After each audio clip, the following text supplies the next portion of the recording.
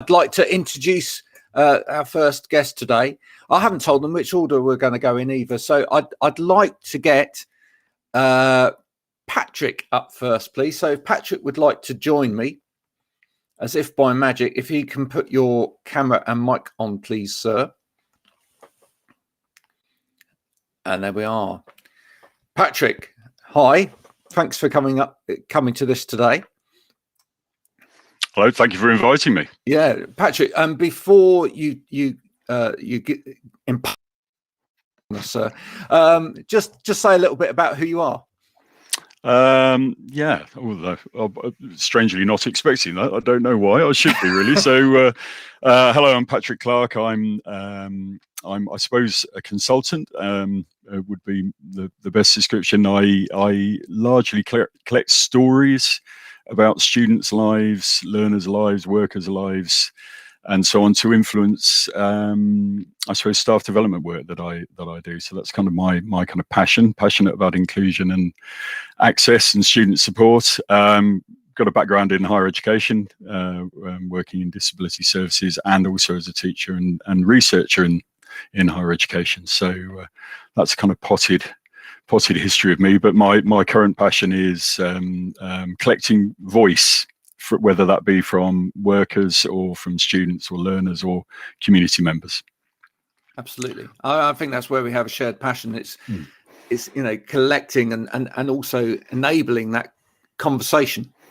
Yeah, really, absolutely. to get out into the wider world about how we can support each other. So I will leave the table to you, and thank you very much for joining us. I think Graham, I think Lee was expecting to join me, and I think we were possibly going to have more of a discussion, but I don't know whether okay, well, we can make that happen. Let's invite him up and see whether that is the case. Okay. As if by magic. Yes. Live via satellite link up from an undisclosed location. Lee, do introduce yourself as well to everybody. Hi everyone, so I'm Lee Rollinson. I'm a director here at Homes for Students. We operate around just over 30,000 student bed spaces in buildings and properties around the UK and Ireland. Prior to my role, I worked at the University of Liverpool as head of student accommodation and housing for a number of years, where I led on some big projects looking at student experience and developed and built apps to try to hopefully prevent self-harm and suicide with students whilst at university. And prior to that, I worked in technology, and that's where kind of a shared kindred spirits with Patrick and Graham. I'm sure many of you who use technology to enhance, not detract from our lives. So I'm an optimist when it comes to technology. Okay, so talking about the student voices that you've captured, Patrick, tell us a little bit about that project. Yeah, so something I've been working on for about 18 months now is just having can you hear me okay? Or is it a bit of echo? No, okay. Collecting the voices of students and learners, particularly students with disabilities, and doing this in a number of ways. I've been doing this formally through a series of kind of semi-structured interviews and some depth interviews, but also informally through my work when I was working in disability services, but also as a DSA needs assessor. And also I've been privileged to work for the University of Worcester for the last 12 months as a research associate, developing teacher development resources around working with and supporting students with disabilities. And I've engaged in discussions with students and lecturers and support staff as a way of building those resources. And what we try to do is draw on a range of different student experiences to create resources and training and learning support and just advice resources for staff in particular to use to enhance their practice in terms of working with and supporting students from different perspectives. So the value of a story is a student's experience of sitting in a lecture, for example, unable to access the learning, whether that's online or face-to-face, or the value of a story about a student who doesn't get extra time in assessments and then does get extra time in assessments and so on, is really, really powerful. These are quite simple stories, but based on real experiences, and they can really highlight where simple changes in practice and moves towards more inclusive practice, whether that's as services or in teaching and learning, can have a really marked effect on students' lives and their experiences. And as we all know, anxiety comes from not having your needs met, or not having your expectations met, or having an experience that wasn't necessarily the one that you were expecting. So by removing some of those causes of anxiety and some of those barriers through quite simple steps, we can make great strides. So that's kind of a summary of the work, and it's ongoing. Just a plug for the next bit. The next bit's about workers. So what's been the staff experience in the last 12 months in particular, because I think it's so important that we reflect on the challenges that staff at all levels, leadership right the way down to the front line, have faced in the last 12 months in particular, in terms of change of practice and uncertainty and all of that. So that's the next story project. So if anyone wants to share stories with me or wants to discuss more about that project with me, please contact me. My details are on the profile. Okay. Now, in terms of student support over the pandemic, and you talk about inclusive practice, tell me your kind of definition of inclusive practice, because I think that definition varies from one mouth to another, really. Yeah. Oh, that you've got put me on the spot there, Graham. Yeah. 2-hour conversation, I think. I don't think there is one answer. I think it's what's inclusive for one person isn't necessarily inclusive for someone else. But I think there are some core basic principles that we should adhere to in terms of, I mean, thinking of even today, and this is not a complaint, but in terms of closed captions and those kind of things, if we implement some quite basic universal kind of principles in terms of how we communicate with people, how we deliver learning and so on, offering choice, multiple means of expression, multiple means of engaging with learning and so on. If we can do that across the piece, it is inclusive for more people, and thereby special adjustments and special support for those who need it is lessened, but maybe more targeted. I haven't put that very well, but I think there are some really clear, straightforward approaches that we can all adopt that enable more people to access services, support, or learning. I think a great example is I'm a freelance needs assessor, as among my many hats, and I was a little bit skeptical as to whether I was going to be able to do DSA needs assessments as well online as face-to-face. And other than a few examples where I would really value the opportunity of being face-to-face with someone and able to show them equipment in a different way and so on, for the majority of people, that choice for them to access a DSA needs assessment online or specialist one-to-one study skill support online, that choice builds huge inclusivity. So just having that kind of flexibility by way of a really simple example. In there as well, Lee. I mean, we were talking about inclusion the other day after I'd spoken to Patrick. I mean, I was saying that I'd actually been and hosted the Inclusion and Diversity, a couple of their events this year. And one of the things that struck me is just in terms of certain mechanisms, people use certain things to be inclusive. But then in terms of the information they give over, sometimes it's just all too much. You know, at what point actually does becoming inclusive actually be as simple as just provide really clear information really clearly? Absolutely. I think it's an area that really gets kind of overthought, and in many cases, simplicity is the key.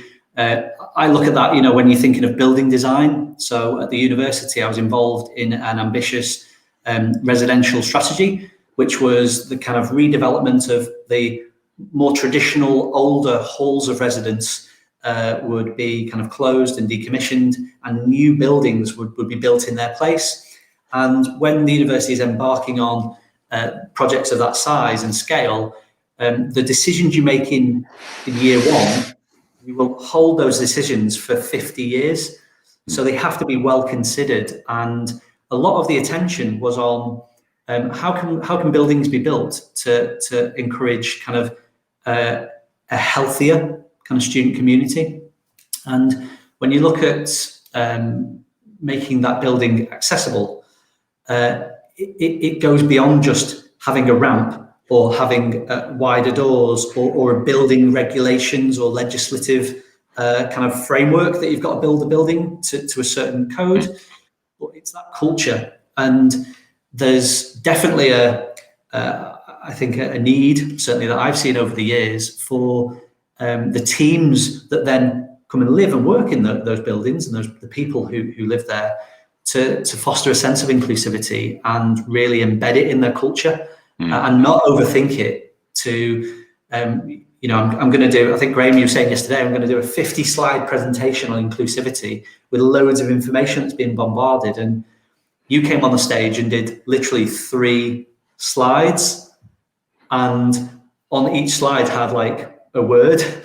And it's that simplicity really that, I think is missing. There's so much work that gets poured into overthinking these things, and they have to be considered, but the delivery also has to be considered as part of that. And you can make your building really, really accessible, but then the person on the front desk, when they're meeting and greeting students as they arrive, they haven't had the right training, it undoes all of those hard work and all the steps that you've taken, because they're just not tuned into being able to welcome people with diverse needs. And I've seen that in practice, kind of horribly wrong. And I guess that's one of the kind of things I'd like to share is just observations around that.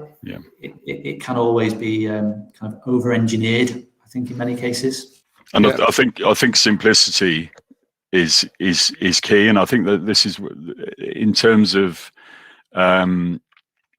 designing thing. I'm a great fan of universal design, and I don't necessarily mean universal design for learning, although that's great, but universal design in its purest form is, we design things, whatever they are, to be as accessible to as many people as possible. There's a business reason for doing that. So the more useful, the more usable something is for more people, the more it gets used. Amazon's a great example. I mean, I think a lot of their approaches, sorry to use the dreadful Anderson, but a lot of their approaches to designing things is about universal access, because that drives profit for them. Of that thinking to the design of our advice resources, the design of our buildings and our study areas and so on. Just by doing that, we remove exclusivity. We make them inclusive by design. We remove the whole issue of stigma and people having to feel that they're different, and that breeds cultural kind of a cultural change. It's just, this is the way we do things around here. And there's some fabulous examples of institutions and organizations who've got that ethos, and there's lots of examples of where that they might have the signs, they might have the hearing loops, they might have the training, and even disability confident sometimes, might have these ratings, but not have that kind of culture and that kind of simplicity of thought about how they plan things. So I'd start there in terms of inclusion. Yeah. I'm glad you mentioned things right. I'm glad you mentioned closed captions though. With regards, because I mean it's been mentioned with regards to Remo several times, and I know, when the inclusive team wanted to do their events on here, the question that kept coming back, where have they got with closed captions now? Are closed captions, and But it's a bit chicken and egg with things like that, because at the end of the day, do you step away from a platform, or do you step away from technology that's pushing in one way in terms of inclusion? Because Remo, for example, is a great inclusive tool in a way because of the fact that you can break out into these little tables. But on the other hand, it hasn't got some of these tools that it should have in terms of inclusion. But do you step away from it? And then if everybody steps away from it, the good aspects of it in terms of inclusion will never get anywhere. Or do you actually use it and then actually put pressure on the people that have made it to make it more inclusive? Which is the way it should work? I mean, yeah, I understand the principle that everybody says, which is when you start developing these things these days, you should start from a principle of inclusion. Trouble is, in reality, nobody does, right? People think from a bottom line perspective first. They think about making money when they create something. They don't actually think about, how do I make this inclusive? That's not what they're thinking about. And people design stuff really around themselves first and foremost a lot of the time, if reality's known. So what's your take on that? I would say I would beg to differ. I think I think the profit motive, if you want to use the profit motive in a business, that's the reason for designing something inclusively or to be universally accessible, just makes business sense for me. There's the ethical dimension, but there's also the practical use dimension. Any business, any service should want to meet the needs of all of its customers, users, as simply as possible. It's just a basic principle. So I've come at it very much in the past from an inclusion viewpoint, because a lot of my career has been spent in community engagement and working with maybe underrepresented groups and supporting roles. But the business side of it absolutely appeals to me just as much. So I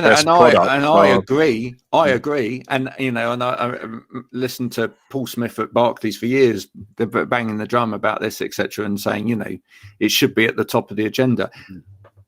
But I don't see it. So why do businesses, especially tech businesses, still ignore it as a principle if actually there's a money-based thing behind it?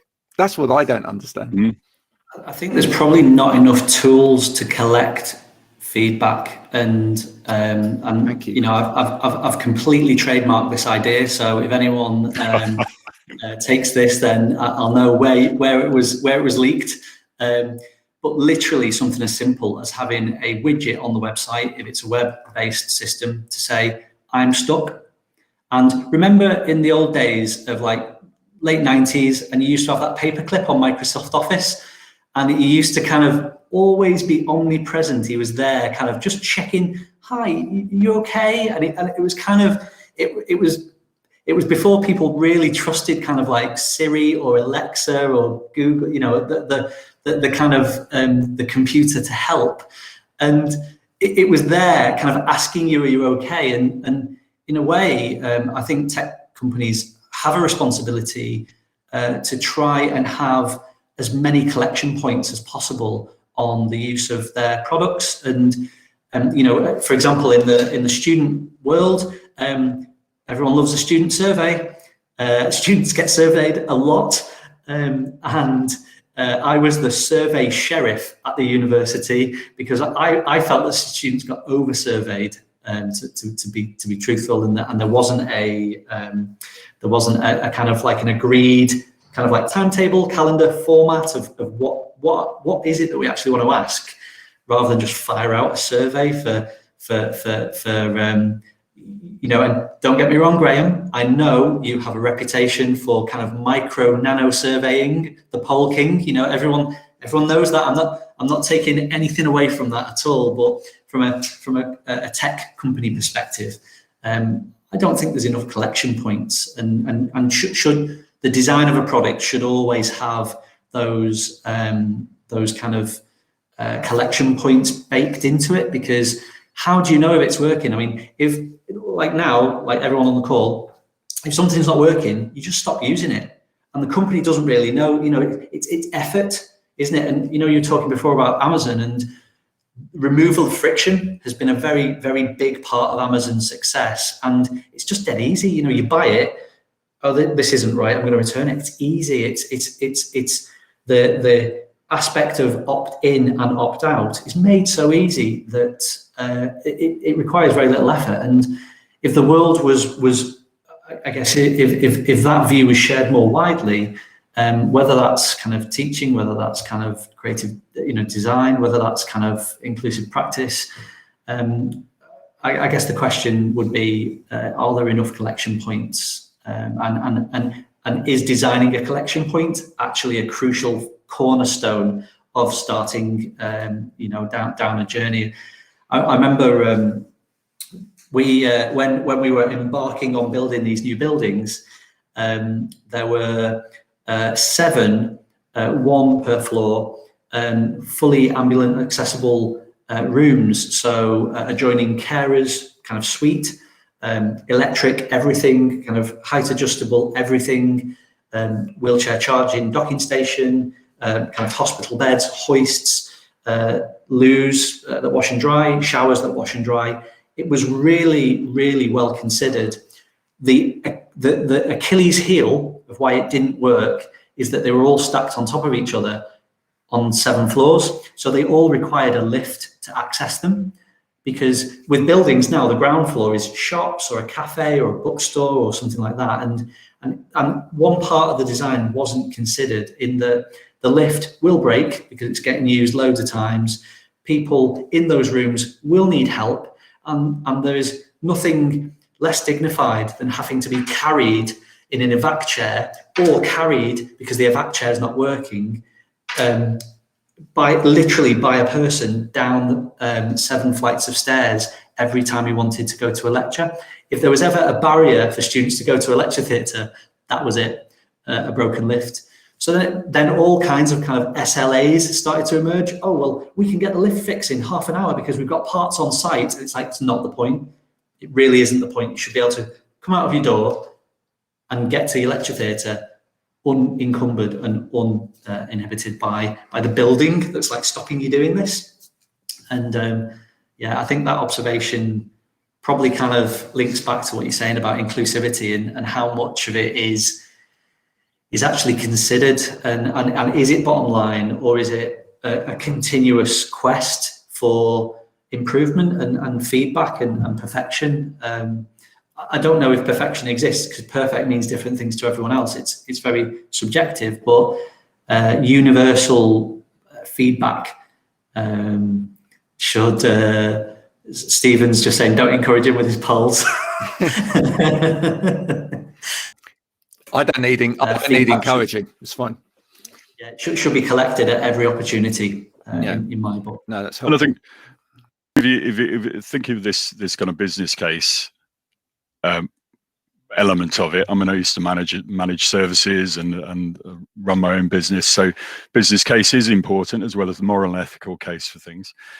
Do you think that the student experience in those universities who had already adopted some of these kind of inclusive universal approaches, or more digital adoption, had put more of their resources and their support online in the first place, or had more flexible methods of communicating with and supporting students? Do you think students in those institutions had a better experience than in others? And do you think that those businesses or those universities had an easier time adapting to the crisis? And I would argue that they did. And the student experience that I've heard has really varied over different institutions. And I'm certainly not going to pick institutions and highlight them, and vary between different departments within universities, dependent on how advanced they were in terms of offering flexible multiple modes of access. And I think that, just from a business perspective, we just face this massive crisis. We're in the middle of it, and we're planning for more. surely there is a driver there in terms of thinking differently about how we meet the needs of all of our students. And inclusivity isn't just about students with impairments or students with mental health difficulties or whatever. There are a huge myriad of kind of dimensions to inclusivity, and I think we should be thinking about all of those rather than having quite a one size fits all or possibly two size fits all kind of approach to student support, which I think has been the case in some places. But I mean, Lee, you're far more practically involved in it than me. Can I just interject, because we've had a question from the floor which I think is quite interesting. So without naming any names institution wise, can you give us some examples of the worst types of inclusivity that you've seen? So I've got a theory on this, and to add to what Patrick's just said, it's difficult to measure because the students aren't there. So you don't see them because they haven't enrolled, because they've already made a decision based on how inclusive their experience was on an open day, or engaging with a department, or engaging with an institution. So I suppose the student experience side of it is very much post-recruitment, and once they're on campus and they're in the institution, the recruitment bit is making that decision, that discovery and decision-making stage of, is this the right place for me? And do I feel supported? Am I getting that vibe just from turning up? And I've had a bad experience in the cafe. So, and literally I used to work every open day, and around the university, there'd be food outlets, there'd be various lectures going on, kind of taster lectures. Here's what your housing might look like. Here's the student finance. And all of those lectures would be going on. And people would drop out of the day because, I can't use the bathroom in the cafe because it's, and that decision straight away is a turn off. So I guess to Stephen's question and to Patrick's point, those students, it's hard to know because they just don't turn up. They don't tell you why they went home from an open day and didn't then enroll. And are there enough collection points to find that out to make things better? And it's also not just about access, of course. And I know you know that, Lee. But I mean, it's if you turn up, does it feel culturally like a place that you can go to? Does it feel too alien from your experience or your expectations? And that covers a kind of myriad of areas. I mean, I think I have heard some stories this year that would break your heart, is what I would say, in terms of, I'm not going to name institutions, but in terms of lack of just leaving students. Frankly, students are left massively failed by the system, I would say, in too many stories, and obviously there'll probably be other needs assessors here. I would imagine that other needs assessors and ergonomic assessors and people have heard similar stories, and the converse to that is I've heard some absolutely fabulous stories about student support, proactive, innovative, creative, going the extra mile services. So and just as many of those as I have of the students being left. I think the school of hard knocks mentality to education and to what you should expect from higher education carries across in some institutions to the way they support students, is all I will say in terms of maybe indicating types of institutions who might be leaving people struggling. It's been absolutely, really challenging in my work as trying to support students and also collecting the stories of students. Some of the stories have been horrifying, but let's not assume that's the majority. I hear the ones who are really struggling. That naturally you're probably talking to people who are struggling a bit more in any case. There's huge examples of wonderful, innovative inclusive practice. And I think the key thing is proactivity, isn't it? I listened to something you said recently, Lee, about none of us expected this. The institutions didn't expect it to be like this in the last 12 months. None of the people working in student services and student support and so on, the teaching staff did not expect this. And the students didn't expect this. So we've all been through this huge replanning, relearning experience, and it feels strange to me talking about it a year later, because I can't imagine what life was like 12 months ago without everything being on Zoom and all of the things that I've learned in the last year. So we've been through a huge journey in the last 12 months, and yeah, I don't really know what the point I was making, but it's been massive, hasn't it? There's going to be good and bad in that, and no one has deliberately left students stranded. No one has deliberately given the students a bad experience. It's just been the enormity of the task, and maybe some organisations being better placed and some individuals being better placed to support people than others.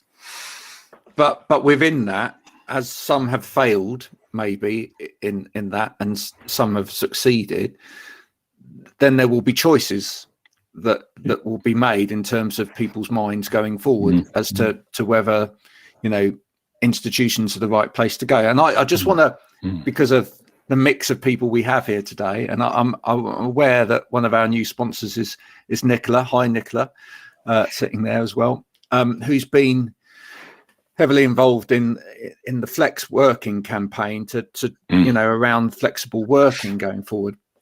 I just want to side our thoughts into work culture and what students have seen of that, and maybe it's something you've picked up from listening to students as well. Everything's gone online in the past 12 months. All business culture's gone online in the last 12 months. And I know I was talking to you about this the other day, Patrick. How closely do you think students have been watching that and interpreting what they've seen in terms of work culture and the way that some companies have adapted and some companies haven't adapted well in terms of change of work and culture? It's a really interesting question. I don't know is the answer. I don't know how much they've been picking up on it, but I think there's no like with learning in institutions, there's no going back. People have experienced the recorded lecture, and I know I'm slightly off piste here still, but people have experienced the recorded lecture and flipped learning and questioning why do I ever need to attend if all you're going to do is talk at me. If it's interactive teaching, which it should be, that's a different thing. So universities, I think, have started communicating through social media platforms and obviously having meetings and tutorials and so on in different formats. And I think that's going to the good stuff that we've learned in the last 12 months, which we knew about beforehand. So it was a bit of a shame we've had to go through this to kind of adopt it. But the good stuff is going to stay in higher education, and it's going to be increasingly a part of their education experience, and they are going to expect that in the workplace. Now, the fully online piece is a slightly more contentious area, and I don't know to what extent people are going to expect that to carry across.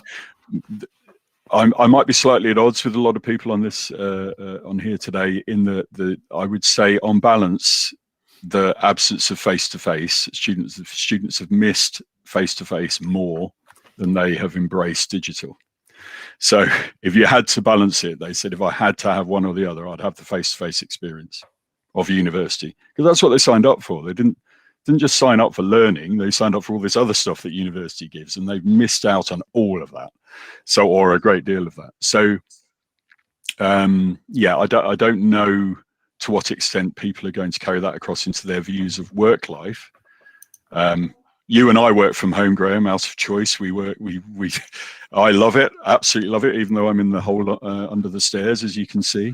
But lots of students, younger people in different environments may really crave that kind of face-to-face working experience, just like they do the face-to-face learning experience. suppose that's a potted view on it. And look, you know, let's just look at the kind of last 12 months in a nutshell. The Generation Z, or the kind of, you know, students kind of coming through the education system, already got digital. They didn't need to adapt. That was their default setting, was digital. And areas that they may have struggled with is face-to-face confidence, conversation, talking to a stranger, whereas the prior generations already had those skills already sorted, but the digital stuff was the new and the things that they needed to learn. So the last 12 months have really flipped everything around, in that the people who already got digital didn't need to kind of adapt to go online. That was us. We were adapting, you know, what's Zoom, what's all this, you know, technology, you know, dusting off laptops that you haven't haven't opened up since, you know, the millennium, thinking, oh, well, yeah, it'll be fine, and then finding it won't be fine. I need new kit, and the students coming into that world, it wasn't that alien. What they were craving is human contact and all of the stuff that prior generations had in abundance. Yeah. You know, you would go out, walk in the streets, you would go out and play in the park, you would have an adventure. The world isn't like that anymore, and very much insular, kind of online gaming, conversations, family bingo, birthday party. A lot of it is remote, and the world didn't need COVID for that to happen. There was an imbalance already that has just accelerated everything beyond belief. I like Maria's question about looking at kind of mental health having a negative impact, and I think the question's kind of got an angle of design and inclusivity, and I would say yes to both. I think just looking around and observing the world, as we all have done over the last 12 months, and how that's been viewed. If you're good on computers, it's been, oh, okay, well, we're just going to have this meeting online, and your skills, computer skills, have made that leap very straightforward and simple. If you aren't good on computers, and you prefer and crave kind of face-to-face contact and face-to-face interaction, you've kind of really struggled with that leap.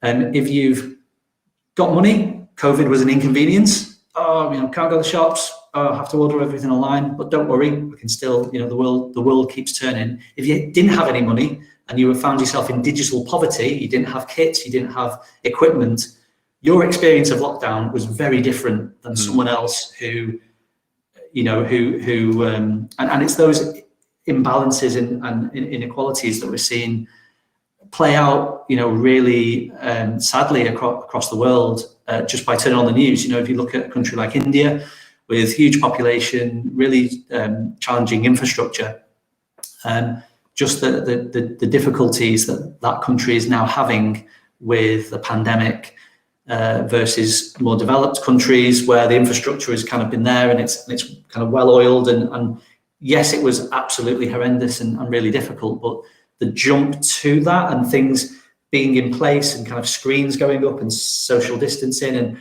all of the measures that have kind of got us through, you know, a period of the whole country being locked down for significant periods, just isn't there. And if you're an international student, you've got family at home, of course you're going to be worried. You're going to be absolutely worried. You're you know, thousands of miles away from them. Family members, you know, bad news, you know, coming through from the family that, you know, friends, relatives, people have passed away and succumbed to the pandemic is horrible. So I think the mental health side of it has been very different depending on kind of where you are. And in terms of inclusivity and design, I think institutions have really struggled to keep the show on the road. Yeah. I think it's probably a fair assessment, because it was a race to convert PowerPoint slides, and I was involved in that chaotic period. You know, Graham's aware, but I was one of the people on the team building systems to try and allow students to kind of book and for their parents to come back to universities to collect them, and that to be kind of sensibly kind of like a booking system. I was one of the team that kind of created that for the whole of the country, and trying to mobilize the best part of 2.3 million students around the country in weeks was horrendous. And there was a race to kind of let's get all this online material converted into PowerPoint slides so we can upload it onto our like portal or platform. And universities and education providers across the globe were all racing to try and keep the show on the road. And I think inclusivity and design, kind of going back to some of the earlier points, I wouldn't say they were overlooked, because there are real pockets of kind of, all we did was this, and people were prepared, and it was no different than if you, were in between time zones or different countries, kind of the concept of remote learning.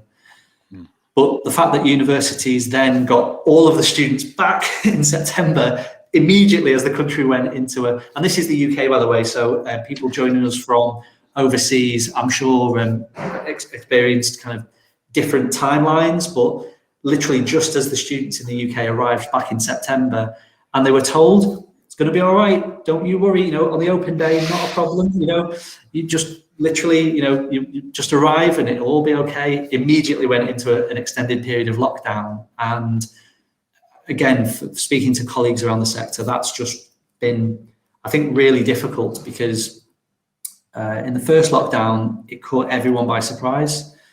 And in the second lockdown, were those lessons that we learned rolled out with various degrees of success? So, mental health. And I think later on in the discussions, myself and Patrick are just going to unpack some of the kind of what that looked like for students last year. And I don't know if now's a good time, Graham, to talk about that, or if you wanted to look at another topic. Oh, we've lost you a second. Or if you wanted to look at another topic. Well, what I'd like to do now is I'd like to ask any of the people from our sponsors whether they'd like to join us, one at a time, maybe up on stage. And any of you got any particular questions for Lee or Patrick? If you have, just put your camera and mic on and come and join us. Lisa, thank you. Hey, Lisa. Hey, thanks for the great discussion on it. As I was telling Lee and Patrick before we came to the main stage, it's certainly been a topic close to my heart for my own child who's not at university level, but also just understanding that in the work process going forward. Do you guys feel like there are better standards put in place for the future due to COVID, or how do you navigate forward in a more standardized way to help these students with disabilities? That's something for us as a manufacturer is always looking for, of what standard should we design to, or what product should we come out with? I'd like to answer that one, or give a thought into that question first. I think it's about preparation, and one of the difficulties that happened last year is just, this was children of all ages, is that kind of notion of being prepared. So you found that bedtime shifted. And I don't know if it was the same in your household, Lisa, but bedtime shifted because the routines were broken. And I guess observations about those routines being broken is that as everyone jumped onto Zoom or Netflix or, homeschooling, it interrupted the calm kind of business as usual of the household. So I guess from that, an understanding of kind of sleep patterns and kind of food and what people are eating and behaviors, around kind of digital consumption, having to have a social media curfew in your house so the kids would actually go to sleep, and not be kind of still kind of online late or gaming or that kind of thing. And that interrupted that flow of preschool going into primary school and then coming, through I think K-12 in the US and then coming into kind of secondary school and high school and into college and university and it's that kind of almost kind of like age group that you kind of get into a routine and it prepares you for where you're going. And for university students, that starts, younger, and you have a concept of kind of what you're doing and almost a map. For some students, they just fall into a field and it's not mapped out. I guess from a disability and inclusivity perspective and in terms of products, I don't think we've seen enough of the world to understand what those needs are. A lot of institutions, whether it's an elementary school or a university, are all trying to cope and normalize the experience for their students and try and bring that normality back as soon as they can, because normality grounds people, and from that stable base of normality, you can then plan and have a strategy. Whereas, very much the last 12 months have been survival and operating in that kind of survival mode. I don't know if you've got anything there, Patrick, on your observations. Yeah, I mean, there's two things. I think it's going back to the mental health point to some degree. I mean, I think there's a danger that we assume digital means accessible, and digital capability and digital access means a desire to do everything digitally.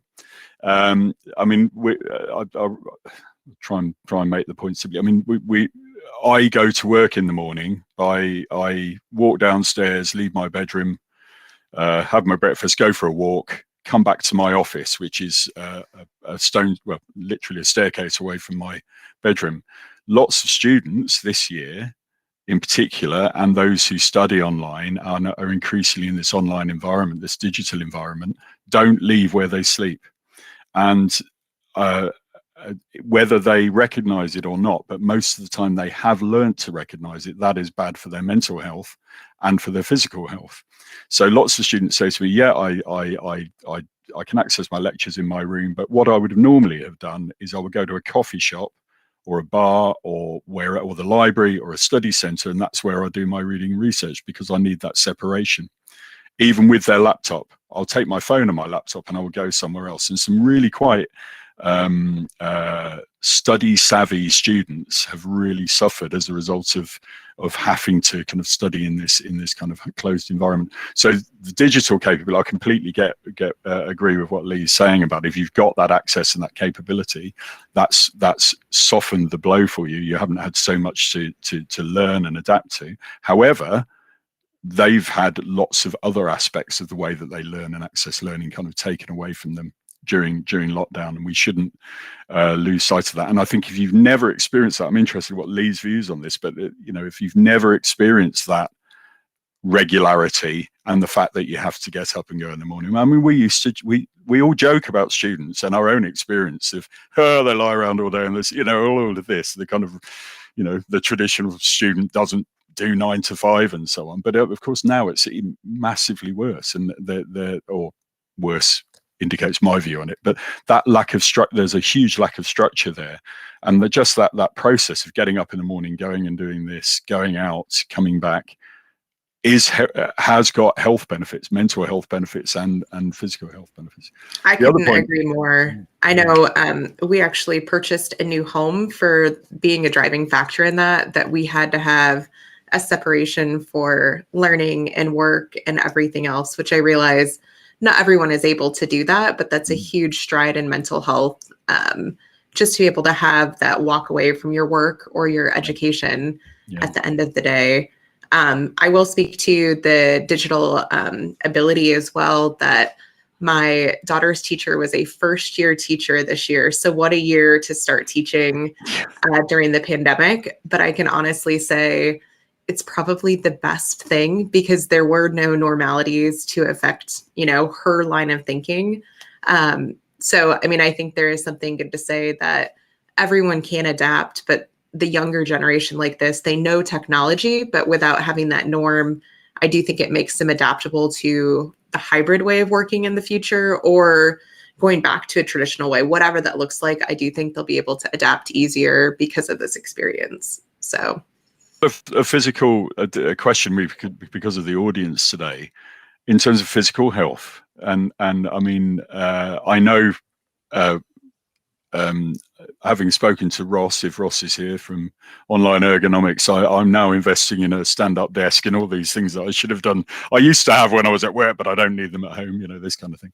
But I something that a lot of students don't acknowledge when I speak to them, but it's definitely there, is where they study, how they study. I lie on my bed typing on my laptop. I've got this kind of chair and I kind of prop some stuff up on books. And just from speaking to Graham and Ross in past months and finding out a lot more about kind of ergonomic assessment and homeworking and so on, that's a ticking time bomb, actually. So and I think generally for younger people, but most particularly accelerated in the last year, we need to think about those long-term physical dimensions as well as the mental health ones.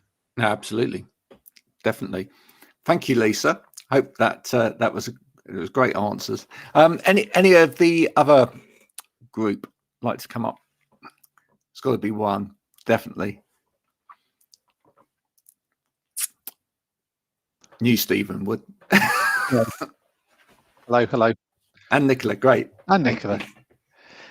I mean, actually, it was interesting what you were just saying there about, sort of investing, etc. I mean, we've had numerous conversations, Graham, about how difficult it is to get commercial organisations to invest in the right equipment for their staff when they're a commercial business generating, in some cases, vast profit. So I guess for the student who's therefore getting no support, it makes it even more difficult, I guess, and therefore, if it's hard enough to get people who have got the commercial funds to do it, what about the students who need to do it but aren't able to? And I think, as Patrick referenced there, the example of lying on a bed, it's, I mean, we've had the classic dining room table and dining room chair conversation, Graham, on numerous occasions for people working at home. But yeah, it's a huge area, and how it's addressed, I'm not entirely sure really, because there'll be a lot of students who will be given no access to any financial support. So how that is factored in, built in the future, is it something that's maybe done with some sort of discount that's funded by the university? I don't know, but I think that's a really serious it's a serious question, but I think the repercussions of this will carry on for years to come when people start to experience the long-term effects of the last 12 to 15 months of unsuitable studying. And are we starting early enough? So the one thing I've noticed, kind of as you get older, everything starts to click into place, and you're like, oh, that's why people say this, or that's why that's a saying, and it all starts to click into place. And if only you can kind of start young enough when and kind of put that on people's kind of radar and just normalize it. If it's a product, if it's a way of working, it's a behavior, you wouldn't go and lift a stack of, everyone now has had so much manual handling training that you wouldn't go and lift a really heavy box without doing it in the right way. You kind of keep your back straight, lift with your knees, and kind of that is if you've ever hurt your back kind of doing that, you think, oh, actually now I know how to do it. And I think certainly my observations for students is that there's not necessarily, there's an awareness of, oh yeah, I should do it this way, that's the right thing to do, but there's not the acceptance that oh, actually this is going to cause me a problem further down the road. It's more kind of, oh well, I'll be okay, and then and it only becomes a problem when it's a problem. I mean, we're talking about students there, and I think my natural assumption is you think of people 18 plus, but think about the children. You know, my youngest son, who's 9, you know, was doing homework on homeschooling on Microsoft Teams. So actually, you've almost got a half that age, and go back to how many of the children who are now have used Teams, who are probably, you know, maybe in, you know, 8, 9, 10, and are actually now continuing to use that as a vehicle for their homework. So as you say, it's not just the instant thought of the university student, it's actually the broader definition of a student that needs to be considered. And look how many mature students have dropped out of education because they've got childcare responsibilities and family life. How many people wanted to kind of learn and had a passion for learning that couldn't, because everything else that was taken care of in the past now completely isn't taken care of, and their role has changed, and that may have set them back on their educational path. So yeah, mature students as well as younger. It's a really interesting topic. I see Nicola nodding away, so I'm gonna. I'm nodding. Sorry, I do that. I'm like, get her in. Obviously, my take on this is not from an ergonomics point of view. My take on this is thinking about the kind of flexibility in the future of work. And it was interesting what you were saying earlier, that we haven't really understood the demand that this might create in a whole generation of, I'm going to talk university students, but to Steve's point, probably also the kind of the generation underneath them, around just their expectations when it comes to working going forward. You know, are their expectations going to be that it's remote first and then I come to the office when I need to? Are their expectations going to be that, you know, you don't work a 9 to 5, you work the hours around the rest of your life? And I mean, I'm not sure you've got the answers, but it's fascinating. That's what interests me. That toolkit, isn't it? I had a really good chat with Christine Steele, who's here today, about students and kind of finding themselves a little bit lost, and kind of what's that map, and have I got a toolkit that I can draw on to kind of help me get through challenging times or build resilience. And if it's kind of, you know, if you're doing something for many hours a day, like we've all been sat down, and I know a lot of the kind of audience will say, well, yeah, we've got the right kit, but now I can see what's Patrick's chair, what's Graham sat on, what you sat on there, Nicola. You know, it's that kind of thing, that it's the tools for the job that you're doing, and you see that in manufacturing, you see that in kind of healthcare, you see that in many other walks of life, but education seems to be like the forgotten frontier in terms of toolkits to survive. Hi, Christine. You see, like, just like magic, I can bring Christine in. So Lee is promoting my mission, which I'm absolutely thrilled to bits with. And that is my absolute core belief, is we've got generations coming through now that haven't got life skills. So if we as a generation can make a commitment to actually teach these students life skills and show them how important they are, like lifting health and safety things, if we can give students right the way through life skills, you know, a toolkit, and I'm so passionate about providing students with their own toolkit. Explain to them all the different things and let them choose the tools that suit them individually, so they can build their own personal toolkit. So if they're feeling overstressed, they know that if they do 10 minutes breathing and a breathing exercise, yes, and 20 minutes meditation, that will change their whole day. So, but they don't know. We haven't taught them these. We haven't given them these methods. We need to give, you know, if you keep feeding people, they don't know how to feed themselves. If you start to say to pupils, you know, young pupils, students, or older students, who has taught them time management? Nobody. You go on a leadership course, yeah, when you've broke into the workplace, and the first thing there is time management. Why not teach the students? They're leading their lives. So we need them how to lead their lives, so that it's a combined thing. The university, the parents, the students, it's absolutely together. It all needs to feed in together. And I think I owe Maria Morris a question as well. And to Maria's point on the chat, you might have seen, Maria asked a really good question about kind of nature and well-being and being more active and kind of going for walking meetings and trying to get kind of out. And I'm hugely passionate about this. If you go for a half an hour walk, and I know Graham's been doing a lot of walking over lockdown. I've seen his posts. But if you just do half an hour walking a day, just half an hour, you will stave off the early onset of dementia and mental health issues and possibly stroke at a later stage in life, because your brain is processing millions of bits of information rather than just one bit of information here in the kettle boil or here in the toaster ping or here in the microwave. And to Marie's question was kind of, is there a connection with kind of nature and well-being? And when we fast forward 10 years, a walking meeting won't be a novelty. Oh, let's go for a walk out. Let's have a meeting outside. It's novelty. It won't be. It'll be the norm, because that's how the world will evolve. And genuinely, I feel that way. Getting out and exploring the world around us is the next exciting 10 years.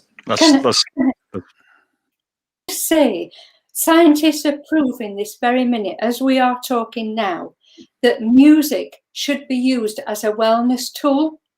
They're actually working on proving that this very minute. And likewise with good. I'm going to carry on doing my music interviews. There we go. Likewise with green exercise. I mean, I'm really interested to hear there's advocates of this. I used to work for an amazing organisation called Dementia Adventure, and we did lots of research around the benefits of exercise, and green exercise in particular. And blue exercise is the latest one. It's the impact of water on people, but it's all based on. Someone put it really simply to me that we've spent all but the last 100 years of our evolution, possibly 150, outside. And we've worked outside, we've lived outside, we've lived in airy spaces and so on. So it's a bit of it should be no shock to us that spending lots of time indoors is not necessarily that good for us physically or mentally. So, and I think that's kind of given. And thinking about student experience in lockdown, again, we all this talk about homeworking, this talk about online learning, spending lots of time in your own space and so on. And I'm not against this at all, but we need to balance that against the value of getting up in the morning, going for a walk. My kids laugh about the fact that I used to work up the road at a university. It was only 200 yards away, so I would come in from work, walk upstairs, put my headphones on and listen to my extremely dodgy music for half an hour, because that was me driving home from where I used to work, which was a long way away. So these kind of normal routines and so on, I think have huge value. And I think that lots of students have lost that. I've got a first year student who's a son who's a first year this year, and his whole rhythms, way of doing things, everything has just been completely knocked out, to the point he's a really laid back, placid, happy guy, but he's really concerned about the fact that he's lost all kind of structure and so on. So we need to be careful of that stuff, and teach them some of the things Christine's talking about, I think, at the same time as really embracing the positives of flexible working and flexible learning. Yeah, and I really hope that some of you can get together after this event to try and get some of that student voice captured, in terms of maybe research to help someone like Nicola, push forward with this. Because the other thing as well is, and I know it from my own son, this generation are, and I've talked to Lee and Patrick about this the other day, they're not as interested in wealth per se, money-wise. Wealth is seen in a different way going forward. It's actually seen to be it's an overall wealth around sort of overall lifestyle, and that is going to. Yeah, I call it health is the next wealth. Yeah, like that. And that's going to be the big impact for some of these businesses. I don't care what Goldman Sachs says, about, Yeah, my staff, fantastic, but let's 95 hours a week, etc. I can't see any student looking at that and going, "That's a great idea. I'm going to go and work for Goldman Sachs." Can't see it, right? At the end of the day, they're going to look at that and think, "What?" And anyway, what they're really, what students really want to know is, and this is why I say, as stuff has gone online, the world has been seen through a window that it wouldn't have been seen through before. I'm absolutely certain that students have been looking at all of this and going, that's a company culture that I really like. I can see with that company that they've got values and integrity around the culture and their ethos and what they're doing and the way that they're actually treating their staff that I really like. I don't care whether that's £5,000 less in a year than working for this company over there. That's the lifestyle that I want. That's the culture that I want to buy into. That's what I'm going to go and do, you know. Definitely. So the people that are resonating out there, that, and you know, and think about it all, everybody. He has to say, from a person that helps people with their marketing on a day-to-day basis, think about it from your business perspective and your marketing, right? You know, what are you selling to the next generation? Are you selling a lifestyle, or are you selling products?